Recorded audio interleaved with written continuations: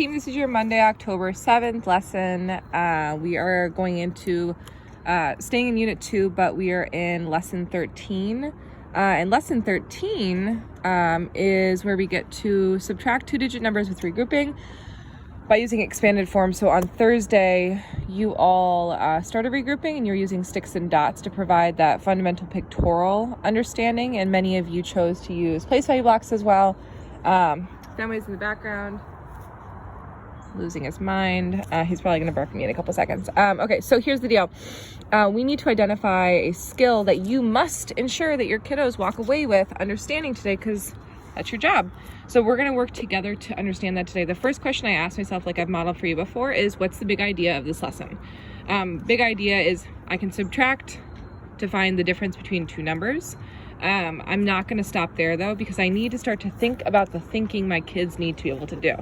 And so if I'm asking myself, what thinking do scholars need to be able to do to master this concept? I need them to start to think about why would they use expanded notation? When they're using expanded notation, how do they represent and show the regrouping to effectively understand like the place value changes and the value changes?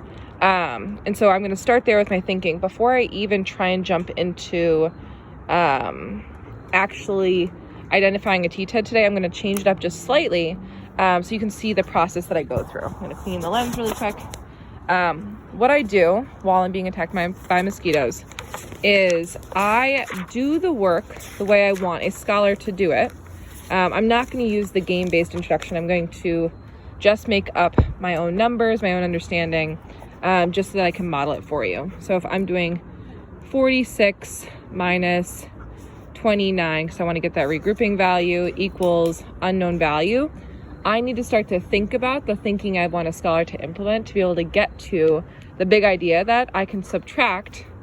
I can subtract to find the difference by using expanded notation. So the thinking I want a kid to go through first is, what are the known values? This is my whole, this is my part, this is my part. Every single child should, he's fine. Okay.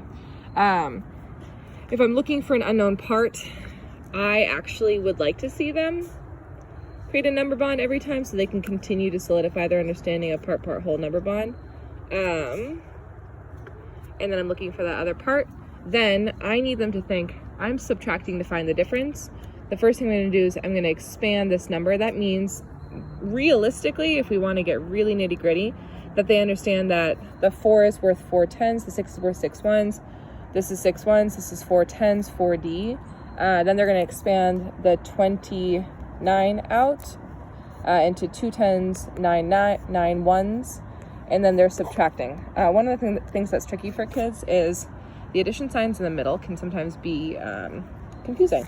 So the previous day, and what we'll probably have kids work with to begin with, 1, 2, 3, 4, 5, 6.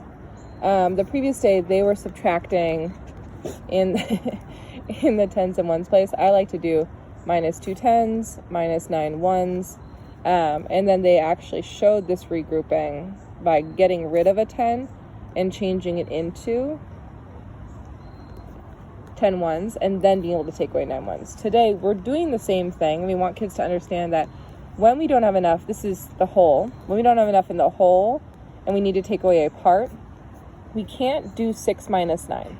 6 minus 9, and you need to show them this. If you show 6 fingers, and that's only 5 because I can't show you because I have my phone in my hand, but if I need to take away 6 from 4, I can't because I only have 4 to take away from.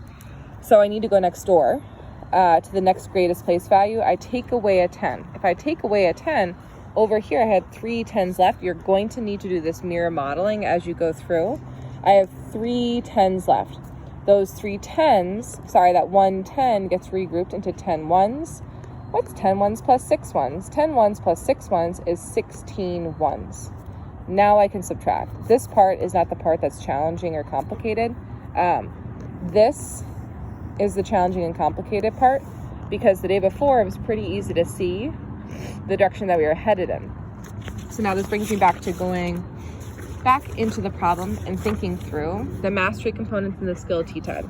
So today, tomorrow, and every day, I know that I can find the difference by subtracting a part from a whole. When I do not have enough in my whole, I can regroup. There's a whole TTED to regrouping, but you guys have already started to touch upon that, so I'm not going to really dig into that again. Then this is where all of the thinking that I just did needs to start to live and breathe, the mastery components. So mastery of this, the first thing I need a child to be able to do is to identify whole, part, whole, to expand. And there are thinking processes to all of these. And I want to be really clear, this is not the thinking, these are the procedural steps. The conceptual thinking, I'm going to try a model for you, but we might get to it tomorrow instead. Expand both numbers. 3, subtract, and I'm going to make my own number up here for regrouping today. 4, when I stop that. Don't do that. Sorry, somebody's eating the grass. When I regroup, I can take a 10 and regroup it to 10 ones so I can subtract. You could have just written regroup because the thinking process is also there. Okay, so here's the deal. This does not master our takeaway for this week, which is being able to really think through what's the purpose of every part of the lesson. So the purpose of the lesson today, obviously, is to provide kids with the ability to subtract, which is a lifelong skill. But when we get into it tomorrow, I'm going to do some work with you all in terms of the purpose behind the components of the lesson. So specifically, when I launch the lesson, what's the purpose behind this turn and talk? What's the purpose behind these share outs? What's the thinking that needs to be involved? What's the purpose behind this turn and talk? And what we're going to do is we're going to name the purpose of this turn and talk. What strategies can we use to solve 42 minus 29? Sticks and dots and expand notation. The purpose here and the thinking I'd want a kid to master is, the purpose of a turn and talk right now is to elicit the amount of strategies that kids have and see if we can get a kid to share out the expanded notation. The thinking I want a kid to do the thinking I'd want kids to make visible to me is being able to say, I know that sticks and dots and expanded notation allow me to solve subtraction. All right, we'll dig into this more tomorrow.